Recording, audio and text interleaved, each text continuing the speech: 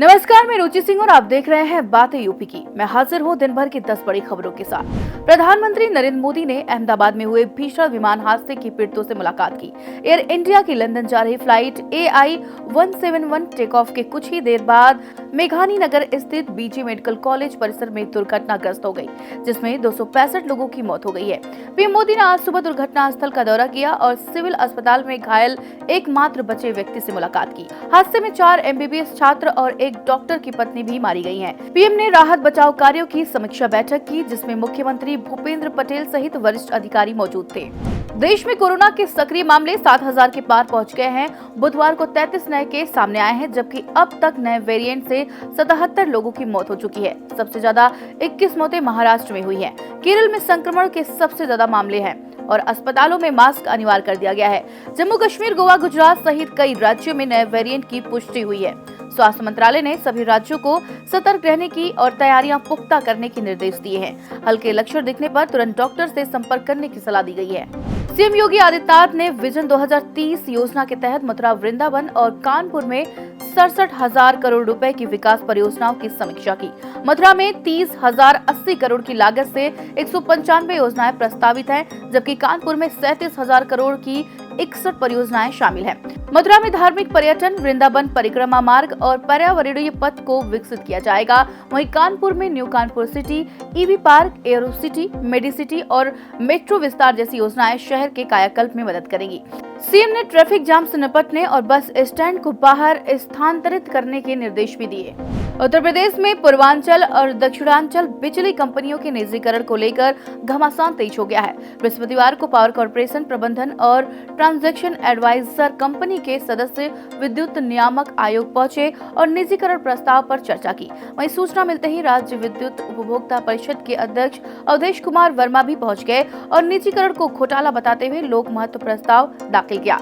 वर्मा ने आरोप लगाया कि जिस कंपनियों को निजीकरण सौंपा जा रहा है, उनकी इक्विटी शेयर कैपिटल जानबूझकर कम दिखाई गई है, जबकि दोनों कंपनियों की असली पूंजी करीब 53,886 करोड़ है। उपभोक्ता परिषद ने इस पूरे प्रकरण की जांच की मांग की है और प्रस्तावित प्रक्रिया को रोकने की अपील की है। उत्तर प्रदेश को 17 जून को मिलेगी बड़ी सौगात। मुख्यमंत्री योगी आदित्यनाथ गोरखपुर लिंक एक्सप्रेसवे का उद्घाटन करेंगे।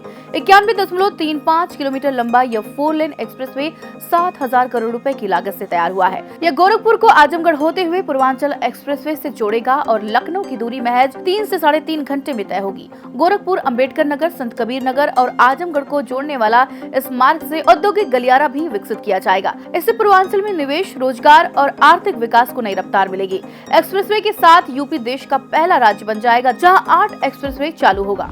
उत्तर प्रदेश सरकार राज्य के 21 राज्य राजमार्गों को चौड़ा करके 4 लेन सड़क में बदलने जा रही है।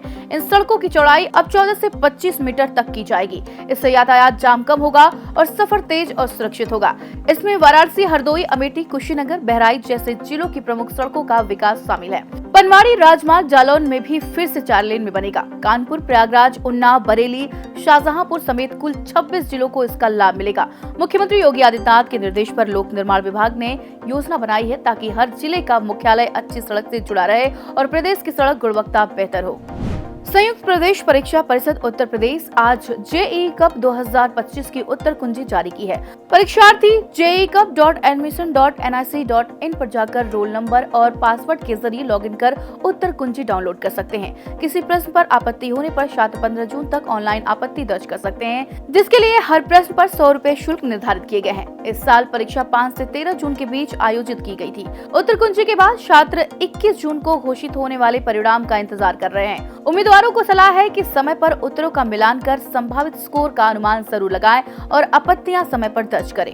दिल्ली में मुख्यमंत्री योगी आदित्यनाथ से मुलाकात के दौरान IIT कानपुर के निदेशक प्रोफेसर मणिंद्र अग्रवाल ने देश में बन रहे पहले कृत्रिम हृदय की 3D मॉडल दिखाया और भेंट किया। यह लेफ्ट वेंट्रिकुलर असिस्ट डिवाइस हृदय रोगियों की मदद के लिए विकसित किया जा रहा है, जिसमें चुंबकीय मोटर और बेहतर रक्त संचार की तकनीक शामिल है। इस मौके पर इंडिगो एयरलाइंस के को-फाउंडर राकेश गंगवाल भी मौजूद रहे। मुख्यमंत्री ने Gangwal school of medical sciences को सरकार की हर संभव मदद का आश्वासन दिया। सीएम ने गांव-गांव में स्वास्थ्य सुविधाएं मजबूत करने पर भी जोर दिया। प्रोफेसर अग्रवाल ने बताया कि इंजीनियरिंग और चिकित्सा के मेल से ग्रामीण स्वास्थ्य सेवाओं में बड़ा बदलाव आएगा। लखनऊ पुलिस ने एक अंतर्राष्ट्रीय साइबर ठगी रैकेट का पर्दाफाश किया है, जो एक पेंट हाउस से चल रहा था। साइबर सेल और पीजीआई थाना पुलिस की संयुक्त कार्रवाई में 15 ठग गिरफ्तार किए गए हैं। ये गिरोह अन्ना रेड्डी नाम के फर्जी गेमिंग ऐप और वेबसाइट के जरिए निवेश और ऑनलाइन सट्टेबाजी के नाम पर लोगों को लाखों का चूना लगाता था। रकम जमा होने के बाद खातों को ब्लॉक कर दिया जाता था। रैकेट श्रीलंका, सिंगापुर और दुबई से जुड़ा रहा है और पिछले महीने से लखनऊ में सक्रिय था।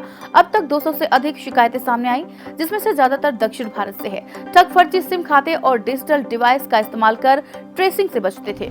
उत्तर प्रदेश समेत उत्तर भारत भीषण गर्मी और लू की चपेट में है। झांसी, आगरा, बांदा समेत 8 जिलों में तापमान 45 डिग्री के करीब रहा, जबकि लखनऊ में पारा 44 डिग्री तक पहुंच गया है।